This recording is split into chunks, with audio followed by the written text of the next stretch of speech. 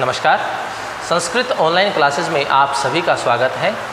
पिछली क्लास में हमने याज्ञवल्क्य की स्मृति को लेकर के हमने चर्चा की थी, जिसके अंतर्गत एक व्यक्ति अर्थात एक पिता अपनी संपत्ति का विभाजन किस प्रकार से करे और उस व्यक्ति की संपत्ति के अधिकारी कौन कौन होते हैं और कितने भाग का अधिकारी होता है, और जो 12 प्रकार के पुत्रों के बारे में वर्णन किया गया है उनके ऊपर हमने चर्चा की थी। और उस पुस्तक को हमने श्लोकों के माध्यम से पढ़ करके उसे पूर्ण भी कर लिया था।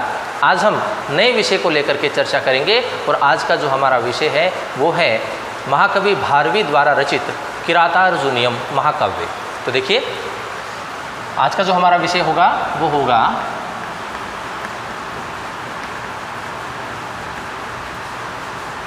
किरातार्जुनीयम। देखिए, इसके बारे में थोड़ी सी जो सामान्य जानकारी है, जो छोटे छोटे प्रश्न भी हमारे बनते हैं इसको लेकर के, वो हम जान लेते हैं। पहले सबसे पहले बात करेंगे कि किरातार्जुनीयम जो महाकाव्य है वो हमारे सिलेबस में, हमारे पाठ्यक्रम में पूरा नहीं है। उसका केवल मात्र जो प्रथम सर्ग है वही हमें पढ़ना है, उसके ऊपर हमें चर्चा करेंगे।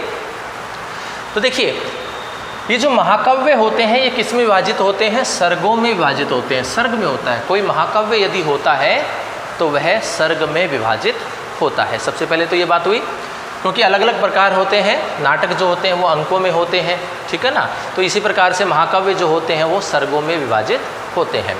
सामान्य जानकारी इसकी यह है कि इसके जो रचनाकार हैं वो कौन है? महाकवि भारवी। महाकवि भारवी जो हैं इन्होंने किसकी रचना की? किरातार्जुनीयम महाकाव्य की रचना की। इसमें कुल कितने सर्ग हैं? सर्गों की संख्या कितनी है? इसमें 18 सर्ग हैं। कुल कितने सर्ग हैं किरातार्जुनीयम महाकाव्य में? 18 सर्ग हैं। इस महाकाव्य का उपजीव्य क्या है? उपजीव्य का तात्पर्य होता है कि इस महाकाव्य में जो कथा दी गई है, जिसका वर्णन किया गया है, वो कहाँ से लिया गया है, तो कहाँ से प्राप्त है? तो यहाँ किरातार्जुनीयम महाकाव्य की जो कथा है वो महाभारत से ली गई है। इसका उपजीव्य कौन हुआ? महाभारत हुआ। अब देखिए, 6 जो महाकाव्य हैं या 6 जो हमारी रचना है, नाट्य जो है, वो महत्वपूर्ण माने गई हैं, विशेष माने गई हैं। तो वो कौन कौन सी है? एक है किरातार्जुनीयम, दूसरा है शिशुपालवध, और तीसरा है नैषधीय चरितम, चौथा है कुमार संभवम, पांचवा है रघुवंशम, और छठा है मेघदूतम। तो ये जो 6 रचनाएं हैं ये महत्वपूर्ण मानी गई हैं। तो इनमें से देखिए, ये जो 3 रचनाएं हैं किरातार्जुनीयम, शिशुपालवधम और नैषधीय चरितम, ये जो 3 रचनाएं होती हैं ये कहाँ शामिल की गई हैं? वृहत्त्रयी में शामिल की गई हैं। वृहत्त्रयी की बात आती है तो किरातार्जुनीयम, शिशुपालवधम और नैषधीय चरितम, इसकी हम बात करते हैं। और अंतिम जो 3 हैं ये रचनाएं, ये किस में शामिल की गई हैं? ये लघुत्रयी में शामिल की गई हैं। जब लघुत्रयी की बात अगर हम करें तो कुमार संभवम, रघुवंशम और मेघदूतम, इसकी हम बात करते हैं। किरातार्जुनीयम जो महाकाव्य है इसमें कुल 18 सर्ग हैं। शिशुपालवधम जो है इसमें कुल 20 सर्ग हैं, और नैषधीय चरितम जो है इसमें कुल 22 सर्ग हैं। कुमार संभवम जो है इसमें कुल 17 सर्ग हैं। रघुवंशम इसमें कुल 19 सर्ग हैं, और मेघदूत जो है वो 2 खंडों में विभाजित है, क्योंकि ये खंड काव्य है। तो खंड काव्य होने की वजह से यह 2 खंडों में विभाजित है, जो कि क्या है? पूर्व मेघ, और दूसरा है उत्तर मेघ। इस प्रकार से ये 2 खंडों में विभाजित होता है। तो 3 जो किरातार्जुनीयम, शिशुपाल वधम, नैषधीय चरितम ये बृहत्त्रयी में शामिल किए गए हैं, और कुमार संभवम, रघुवंशम और मेघदूतम ये तीनों लघुत्रयी में शामिल किए गए हैं। किरातार्जुनीय महाकाव्य जो है इनके रचनाकार कौन हैं? महाकवि भारवी हैं। शिशुपाल वध जो है इनके रचनाकार कौन हैं? माघ हैं। और नैषधीय चरितम जो है इनके रचनाकार कौन हैं? श्री हर्ष हैं। कुमार संभवम, रघुवंशम, मेघदूतम तीनों की ही रचना कौन है? महाकवि कालिदास। कुमार संभवम, रघुवंशम और मेघदूत की रचना किसने की है? कालिदास ने की है। किरातार्जुनीयम के रचनाकार भारवी हैं। शिशुपाल वध रचना माघ की है। नैषधीय चरितम रचना श्री हर्ष की है। इसके पश्चात बात हम कर रहे हैं किरातार्जुनीयम की, जिसमें प्रथम सर्ग की ही हम केवल अभी बात करेंगे। बाकी इसका जो सारांश है, देखिए किरात अर्जुन, इसमें 2 व्यक्तियों के नाम आ रहे हैं यहाँ पर। एक तो है किरात और एक है अर्जुन। यहाँ किरात से तात्पर्य है किरात वेशधारी भगवान शिव, भगवान शंकर। किरात से तात्पर्य है भगवान शंकर से। और अर्जुन, यहाँ अर्जुन है जो कि पांडव है। तो यहाँ अर्जुन जो है वो भगवान शिव की तपस्या करते हैं हिमालय पर जाकर के, ताकि वो उनसे पाशुपतास्त्र अस्त्र जो है वो प्राप्त कर सके। क्योंकि स्थिति कुछ इस प्रकार से है कि कौरव जो होते हैं वो द्रुत क्रीड़ा में अर्थात छल कपट के माध्यम से संपूर्ण राज्य छीन लेते हैं और पांडवों को वनवास दे दिया जाता है, और पांडव जो है वो वन की ओर गमन कर जाते हैं। अंतिम वर्ष जो होता है वनवास का, तो वो द्वैत वन में निवास करते हैं।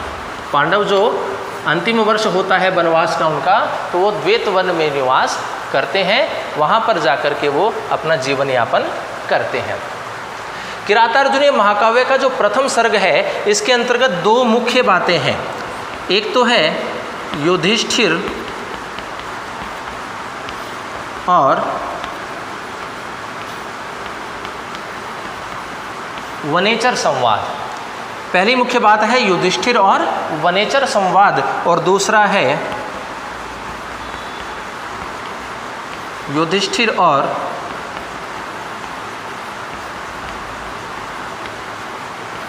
द्रौपदी संवाद। 2 संवाद है यहाँ पर, युधिष्ठिर और वनेचर का, और दूसरा है युधिष्ठिर और द्रौपदी संवाद है। देखिए युधिष्ठिर और वनेचर संवाद में हम इसका अध्ययन करेंगे कि जब अंतिम वर्ष वो द्वैत वन में व्यतीत करते हैं पांडव, तो राजा युधिष्ठिर जो हैं वो कौरवों की अर्थात दुर्योधन की शासन व्यवस्था को जानने के लिए, उनकी नीतियों को जानने के लिए एक ब्राह्मण वेशधारी वनेचर को गुप्तचर के रूप में नियुक्त करता है और उसे हस्तिनापुर भेजता है, ताकि वह दुर्योधन की संपूर्ण राज्य नीति को जान करके उसे युधिष्ठिर को वापस बताए, ताकि वह उसी के अनुसार वह योजना तैयार कर सके और अपना छीना हुआ, जो कि छल कपट से छीना हुआ राज्य है, वह उसे पुनः प्राप्त कर सके। तो वह वनेचर जो होता है वह हस्तिनापुर जाकर के गुप्तचर के रूप में कार्य करता हुआ वह संपूर्ण वृत्तांत को जानता है, और वह पुनः लौट करके आकर के राजा युधिष्ठिर को वह बताता है। तो इन दोनों के मध्य में जो संवाद होता है वही है युधिष्ठिर वनेचर संवाद।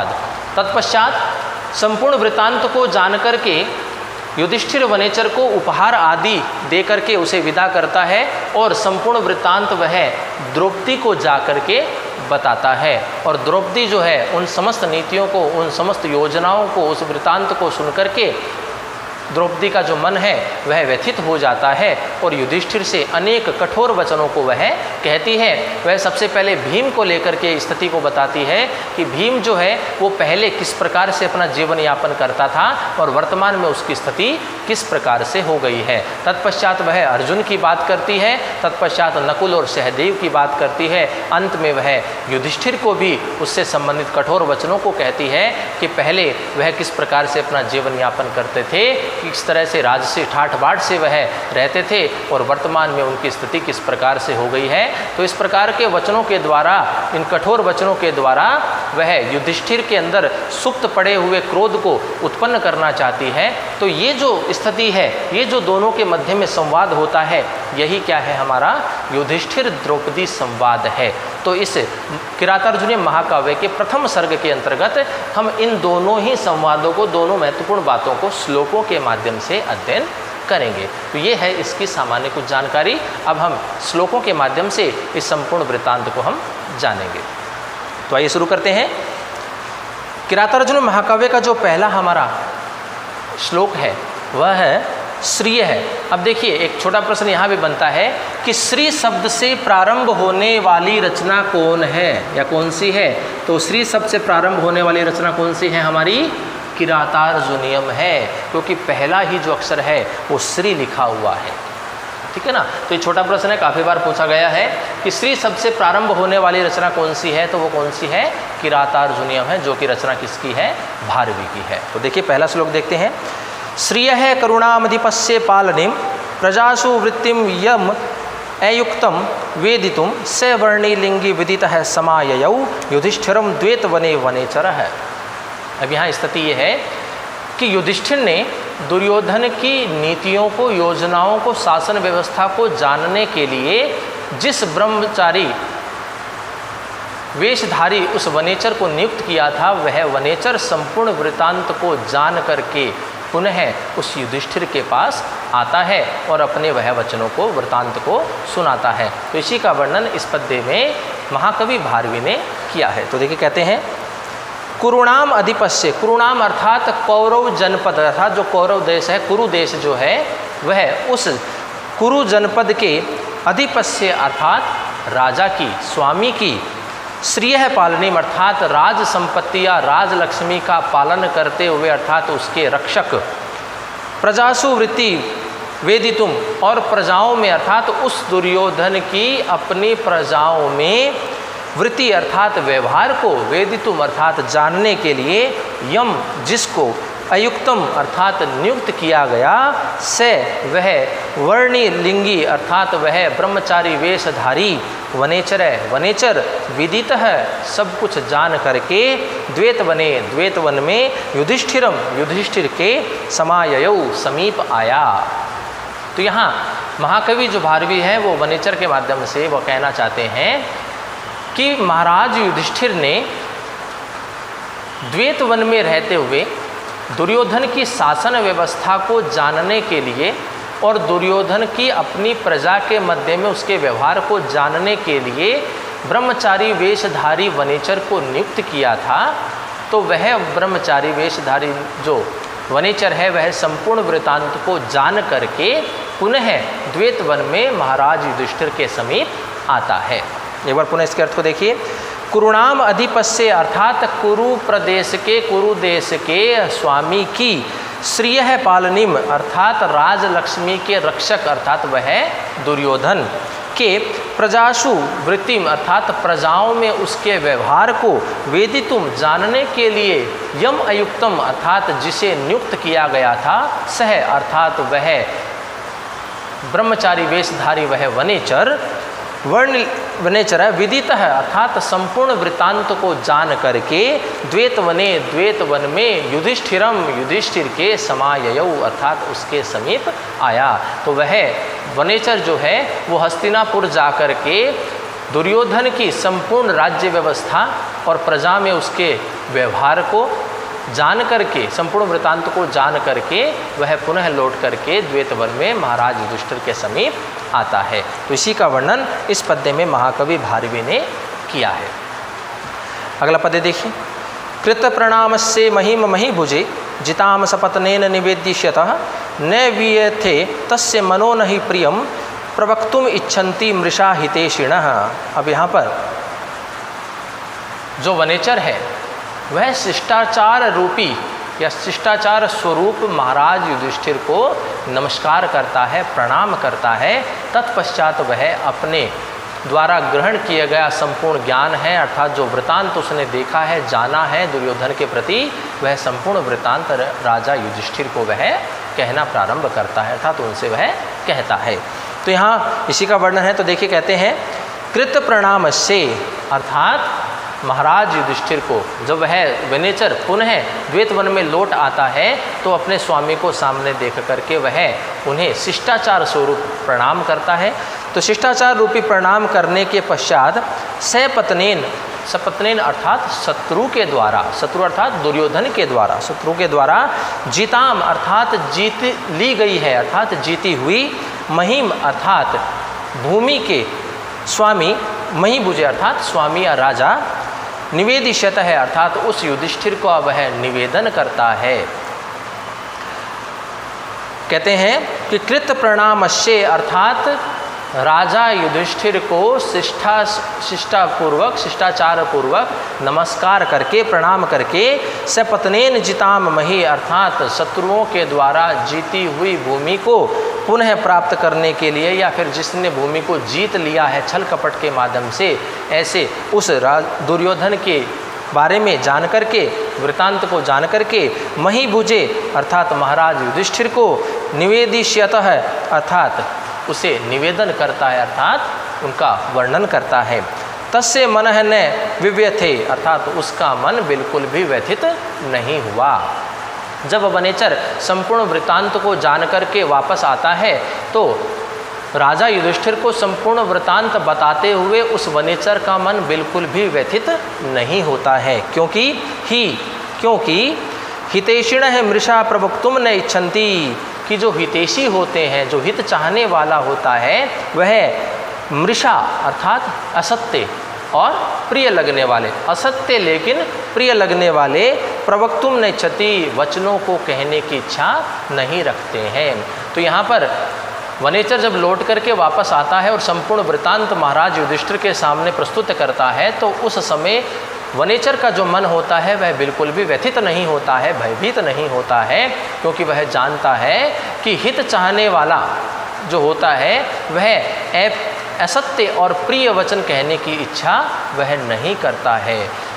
असत्य हो लेकिन अगर किसी को प्रिय लगे ऐसे वचन वह बोलने की इच्छा नहीं करता है, क्योंकि जो हितैषी होता है अपने स्वामी का सदैव कल्याण चाहता है, तो वह और जो गुप्तचर के रूप में नियुक्त किया गया है तो उसे संपूर्ण वृतांत जो होता है, जैसा होता है, चाहे प्रिय हो चाहे अप्रिय हो, उसे वैसा ही बता देना चाहिए। क्योंकि एक सेवक जो होता है, एक गुप्तचर जो होता है, वो राजा के नेत्र होते हैं, क्योंकि एक राजा जो होता है अपने गुप्तचरों द्वारा बताई हुई बातों के आधार पर ही अपने शत्रुओं के प्रति योजनाओं को तैयार करते हैं। इसलिए जो सेवक हैं जिनको नियुक्त किया गया है गुप्तचर के रूप में, उन्हें जो बातें जैसी होती हैं उसे वैसी ही बतानी चाहिए, उसमें बिल्कुल भी अपनी तरफ से कुछ भी बातों को नहीं जोड़ना चाहिए। तो इसी का वर्णन इस पद्य में महाकवि भारवी ने किया है। एक बार पुनः देख लेते हैं कि कृत प्रणामस्य अर्थात शिष्टाचार पूर्वक महाराज युधिष्ठिर को प्रणाम करके सपत्नेन जिताम अर्थात शत्रु के द्वारा जीती हुई पृथ्वी का वृतांत महीभुजे निवेदिष्यत है अर्थात महाराज युधिष्ठिर को वह वर्णन करता है अर्थात उनसे निवेदन करता है। तस्य मनः न विव्यथे अर्थात निवेदन करते हुए उसका मन बिल्कुल भी व्यथित नहीं हुआ।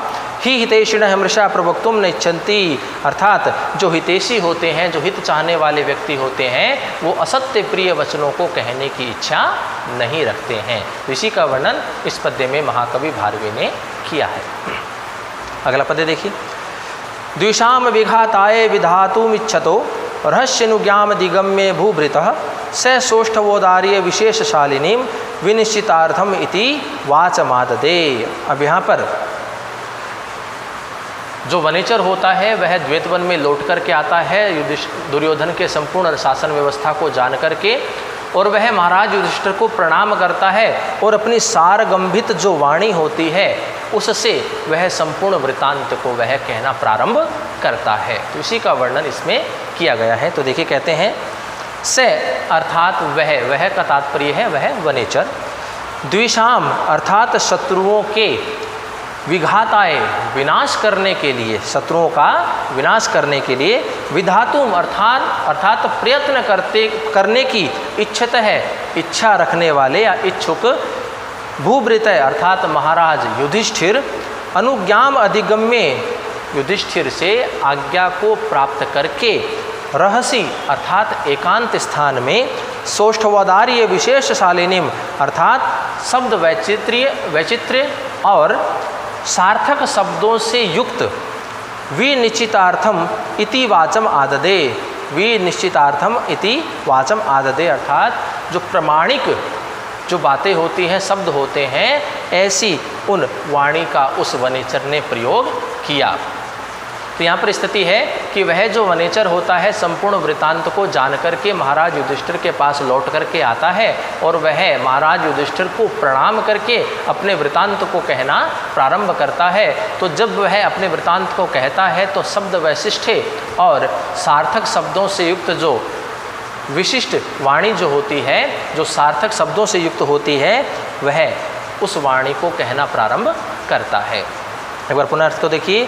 किसे अर्थात वह वनेचर द्विषाम अर्थात शत्रुओं का, विघाताय अर्थात नष्ट करने के लिए, समाप्त करने के लिए, शत्रुओं का विनाश करने के लिए, विधातुम अर्थात प्रयत्न करने के, इच्छत अर्थात इच्छुक, भूभृत अर्थात महाराज युधिष्ठिर से अनुज्ञाम अधिगम्य अर्थात आज्ञा को स्वीकार करते हुए, प्राप्त करते हुए, रहसी अर्थात एकांत में, सौष्ठवादार्य अर्थात शब्द वैचित्र्य और विशेषशालिनीम अर्थात सार्थक शब्दों से युक्त होकर के संपन्न विनिश्चितार्थम अर्थात प्रमाणिक अर्थ वाली वाणी को, वाचम अर्थात वाणी को, आदते अर्थात वह कहना प्रारंभ करता है। तो इसी का वर्णन इस पद्य में महाकवि भारवी ने किया है।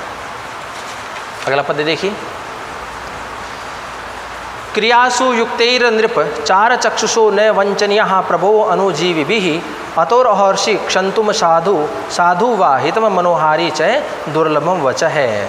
अब यहाँ पर वनेचर जो है वह अपने वृत्तांत को कहने के प्रारंभ करने से पहले, अपने वृत्तांत को कहने के प्रारंभ करने से पहले वह महाराज युधिष्ठिर से क्षमा याचना करता है, क्योंकि वह कहता है कि हो सकता है मेरे वचन जो हों वो अप्रिय हों, हो सकता है मेरे वचन प्रिय हों, लेकिन आप मुझे पहले ही क्षमा करें, क्योंकि हो सकता है अपने शत्रु की समृद्धि को जान करके आपका मन दुखी हो जाए, आपका मन क्रोधित हो जाए, तो आप पहले ही मुझे क्या करें, क्षमा करें। तो इसी का वर्णन इस पद्य में महाकवि भारवी कर रहे हैं। तो देखिए कहते हैं, नृप है अर्थात राजन, हे राजन, क्रियासु युक्त अर्थात कार्यों में लगे हुए अर्थात कार्यों में नियुक्त किए हुए, अनुजीवी भी अर्थात जो सेवक होते हैं, अनुसरण करने वाले जो सेवक गण होते हैं, उनको चाहिए कि अर्थात उनके द्वारा उनको चाहिए कि वह अपने स्वामी को धोखा न दे।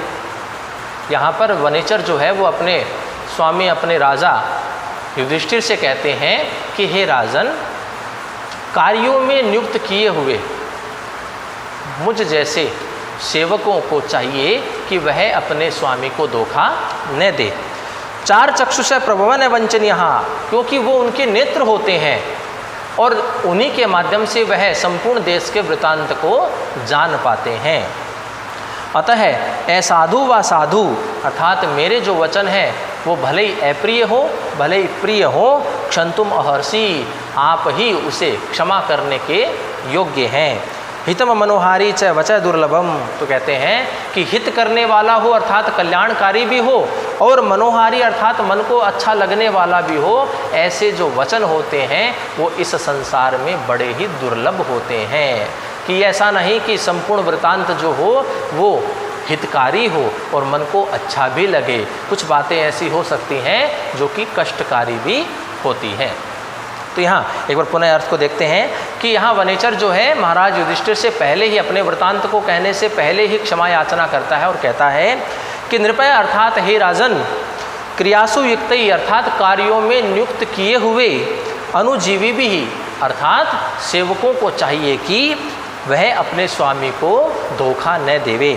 चार चक्षुष है अर्थात क्योंकि वो सेवक ही अपने स्वामी के नेत्र स्वरूप होते हैं। प्रभवन वंचनीय, और वही क्या है, उन सेवकों के माध्यम से ही वह राजा संपूर्ण देश के वृत्तांत को या गुप्त बातों को, गूढ़ रहस्यों को, नीतियों को, योजनाओं को वह जान पाता है। इसलिए सेवकों को कभी भी अपने स्वामी को धोखा नहीं देना चाहिए। अतः असाधु व साधु अर्थात मेरे जो वचन हैं वो अप्रिय हो, चाहे साधु अर्थात प्रिय हो, क्षंतुम अहर्षि, कि आप उसे क्षमा करने के योग्य हैं। हितम मनोहारी च वचः दुर्लभम, क्योंकि कहा गया है कि जो कल्याण करने वाला भी हो अर्थात हितकारी भी हो, और मनोहारी अर्थात मन को अच्छा लगने वाला भी हो, ऐसे जो वचन होते हैं वो इस संसार में बड़े ही दुर्लभ होते हैं। तो इसी का वर्णन इस पद्य में महाकवि भारवी ने किया है। अगला पद्य देखिए। से किम सखा साधु न शास्ति यो अधिपम, हितान्य यह संसृणुते से किम प्रभु, सदानुकूलेषु ही कुर्वते रतिम, नृपेषु अमात्येषु से सर्वसंपद है। अब यहाँ पर महाकवि भारवी जो हैं वो कहते हैं कि एक जो राजा होता है वह जब किसी को गुप्तचर के रूप में नियुक्त करता है तो उस गुप्तचर के द्वारा कही हुई संपूर्ण बात को वह ध्यानपूर्वक सुने। और इसी प्रकार से जो सेवक होते हैं, गुप्तचर होते हैं, मित्र या अमात्य जो होते हैं, वह भी जो बात जैसी होती है अर्थात जैसा वृतांत वो जान पाते हैं, वैसा का वैसा ही वह अपने स्वामी को, अपने राजा को वह बताए। तो इसी का वर्णन यहाँ इस पद्य में महाकवि भारवी कर रहे हैं। तो देखिए कहा गया है, यह अधिप साधु न शास्ति, अर्थात यह अधिप अर्थात जो मित्र आदि हैं, जो अमात्य आदि हैं, वह अधिपम अर्थात अपने स्वामी को साधु न शास्ति अर्थात उचित परामर्श नहीं देते। जिन बातों को वो जान पाए हैं वैसी ही बातें यदि वह अपने स्वामी को नहीं बताता है तो से किम सखा, तो वह कैसा मित्र है, कैसा मात्य है, अर्थात वह तो कुत्सित मित्र है, वह बुरा मित्र है। कहते हैं यह अधिपम साधु न शास्ति से किम सखा, कि जो अपने स्वामी को उचित परामर्श नहीं देता है वह कुत्सित मित्र है, वह बुरा अमात्य है, वह बुरा मित्र है। और कहते हैं यह हितात न संसृणुते, और जो हित करने वाले या हित चाहने वाले की बातों को ध्यानपूर्वक नहीं सुनता है, सैकिम प्रभु, वह कैसा राजा, अर्थात वह राजा भी कैसा है, कुत्सित है, अर्थात वह बुरा राजा है। ही क्योंकि सर्व संपद है सदा नृपेषु अमात्येषु च अनुकूलेषु रतिम पूर्वते, कहा गया है कि राजा और अमात्य के एक दूसरे के प्रति अनुकूल रहने पर ही संपूर्ण जो संपत्ति होती है, संपूर्ण संपदा होती है, वह प्रेम के साथ निवास करती है, अर्थात तभी वह संपूर्ण संपदा विस्तार को प्राप्त होती है, वृद्धि को प्राप्त होती है। तो हाँ, एक बार पुनः इसके अर्थ को देखेंगे कि यह अधिपम साधु न शास्ति से किम सखा, अर्थात जो राजा को उचित परामर्श नहीं देता है वह बुरा मित्र है, बुरा अमात्य है, कुत्सित मित्र है। वह कैसा सखा है, जो अपने स्वामी को उचित परामर्श ही नहीं देता है। यह हितात न संसृण्यते से किम प्रभु, और जो हित चाहने वाले अमात्य अर्थात मित्र के वचनों को नहीं सुनता है, ध्यानपूर्वक नहीं सुनता है, तो वह बुरा राजा होता है, वह कुत्सित राजा कहा गया है। ही सर्वसंपद है सदा नृपेषु अमात्येषु च अनुकूलेषु रतिम कुर्वते, और कहा गया है कि राजा और अमात्य के एक दूसरे के प्रति अनुकूल रहने पर ही संपूर्ण संपदा जो होती है वो वृद्धि को प्राप्त करती है, विस्तार को प्राप्त करती है, प्रेम के साथ वह निवास करती है। तो इसी का वर्णन इस पद्य में महाकवि भारवी ने किया है। अगला पद्य देखिए। निसर्ग दुर्बोधम बोध विकल्वा क्व भूपितनाम चरित क्व जंतव है तवा अनुभावो अयम वेदी यन्मया निगूढ़ तत्व नय वर्तम विद्विषाम। अब यहाँ पर महाकवि भारवी जो है वो कहते हैं, वनेचर के माध्यम से कहते हैं कि वनेचर जो है वो जितने भी संपूर्ण वृत्तांत को जान पाया है, हस्तिनापुर जाकर के दुर्योधन के बारे में, उसकी योजनाओं के बारे में जो कुछ भी जान पाया है, उसका संपूर्ण श्रेय जो है वह अपने स्वामी युधिष्ठिर को देता है। तो उसके संदर्भ में वनेचर जो है वो कहता है कि निसर्ग दुर्बोधम, अर्थात स्वभाव से ही समझ में न आने वाले भूपति नाम चरितम कव, कि राजाओं का चरित्र क्या है, कि स्वभाव से ही जिनको नहीं जान पाते हैं ऐसे राजा लोगों का चरित्र तो कहाँ। और अबोध विकल्वह जंतवह कव, और कहते हैं कि कि अज्ञान के कारण विमूढ़ हुई बुद्धि वाले मुझ जैसे सेवकों की बुद्धि कहाँ, अर्थात मुझ जैसे व्यक्तियों का सेवकों का चरित्र कहाँ। कि दोनों के चरित्र में अंतर होता है कि एक तो जिनका स्वभाव के बारे में स्वभाव से ही जिनका चरित्र पता नहीं कर सकते, अर्थात कितनी ही तीव्र बुद्धि वाला बुद्धिमान व्यक्ति जो होता है वह राजा के चरित्र को, उसके मन को नहीं जान पाता है, तो फिर मेरी तो बात ही क्या है। तो वनेचर कहता है निसर्ग दुर्बोधम भूपति नाम चरितम क्व, कहते हैं कि स्वभाव से ही न समझ में आने वाले राजाओं, आप जैसे राजा लोगों का चरित्र तो कहाँ, और अबोध विकल्प जंतवय क्व, और अज्ञानता के कारण विमूढ़ हुए बुद्धि वाले मुझ जैसे सेवकों का चरित्र कहाँ। फिर कहता है तव अनुभव है, ये सब आपका ही प्रभाव है। वनेचर जो है वो संपूर्ण वृतांत जानने का जो श्रेय होता है वह अपने महाराज युधिष्ठिर को देते हुए कहता है कि तव अनुभव है, ये सब आपका ही प्रभाव है, आपके प्रभाव से ही मैं ये सब कुछ जान पाया हूँ। कहता है आगे कि यत मया, अर्थात जो कुछ भी मेरे द्वारा विद्विषाम, अर्थात शत्रु के निगूढ़ तत्व, अर्थात गूढ़ रहस्य को जान पाया हूँ, या नए वर्तम में अर्थात जो नीति के मार्ग को जान पाया हूँ, अवेदित है, ये सब आपका ही प्रभाव है। तो कहते हैं कि निसर्ग दुर्बोधम भूपति नाम चरितम क्व, कि स्वभाव से ही समझ न आने वाले राजाओं, आप जैसे राजाओं का चरित्र तो कहाँ, और अबोध विकल्प जंतवः क्व, और अज्ञान के कारण विमूढ़ हुए बुद्धि वाले मुझ जैसे सेवकों का चरित्र कहाँ। तब अनुभव है, ये सब आपका ही प्रभाव है। यत मया, जो कुछ मेरे द्वारा विद्विषाम निगूढ़ तत्वम, अर्थात शत्रुओं के गूढ़ रहस्य को, नए वर्तम में अर्थात उनके नीति के मार्ग को अवेदी अर्थात जो मैं जान पाया हूँ। तो इसी का वर्णन इस पद्य में महाकवि भारवी ने किया है। अगला पद्य देखिए। विशंकमानो भवतः पराभवम निर्वासनस्थो अपि वनाधिवासिनः दुरोदरच्छद्म जीताम समीहते नयन जेतुम जगतिम सुयोधनः। अब यहाँ पर वनेचर जो है वह सुयोधन अर्थात दुर्योधन की भय की स्थिति का वर्णन कर रहा है कि वह राज सिंहासन पर बैठा होने पर भी वन में निवास करने वाले आप लोगों से भयभीत होता है।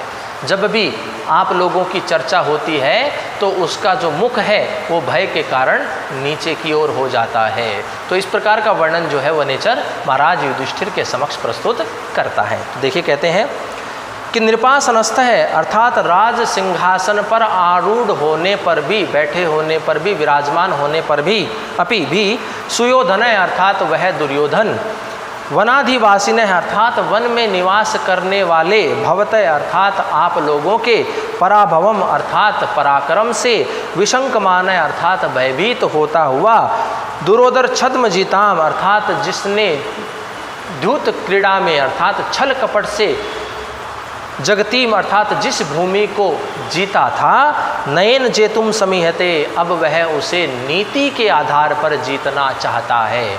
अब यहाँ पर वनेचर जो है वो दुर्योधन की जो स्थिति है उसका वर्णन यहाँ महाराज युधिष्ठिर के समक्ष प्रस्तुत करता है और कहता है कि नृपासनस्थ है, अर्थात राज सिंहासन पर बैठे होने पर अपि भी सुयोधन अर्थात वह दुर्योधन, वनाधिवासिन है, वन में निवास करने वाले, भवतः अर्थात आपके, पराभव अर्थात पराक्रम से, विशंकमान अर्थात भयभीत होता हुआ, दुरोदर छद्म जीताम जगतीम अर्थात छद्म से अर्थात कपट से जिस भूमि को उसने जीता था द्रुत क्रीड़ा के माध्यम से, नयन जेतुम समीहते, तो वह उसे अब नीति के आधार पर जीतना चाहता है। अर्थात वह अपनी प्रजाओं को प्रसन्न करने में लगा हुआ है कि वह अनेक प्रकार के उपहार आदि वह अपनी प्रजा को दे रहा है कि जिस भूमि को उसने कपट से जीता था उस भूमि को अब वह नीति के आधार पर जीतना चाहता है,